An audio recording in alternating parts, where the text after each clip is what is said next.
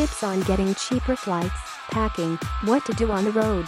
I've read a lot of great travel tips over the years, and I've probably forgotten just as many. So I always like reading stories on how to be a better traveler. I've learned through experience to bring an empty water bottle to fill after going through security. That saves paying exorbitant prices to buy and throw out yet another plastic container. For years, I've taken along photocopies of my passport in case I lost the real one. Having the passport information is supposed to speed up the replacement process. Recently, I was intrigued by an item about an inflatable footrest for airplane travel. Seems like a godsend. I'm always looking for some place to put my feet when I'm trying to sleep on an overnight flight.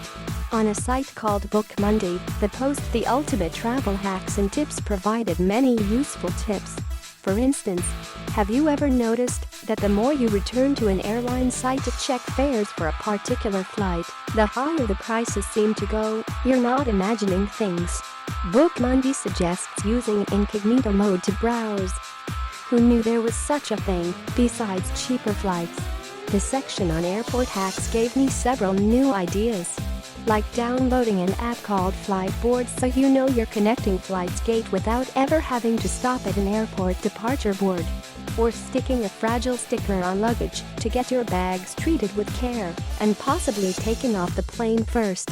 Bookmundi also offers useful tips for being on the road, such as downloading offline maps or making sure to have the apps best for traveling internationally. I learned that one in Italy a few years ago when I discovered WhatsApp was the only thing on my phone that worked in the rural village where I ended up.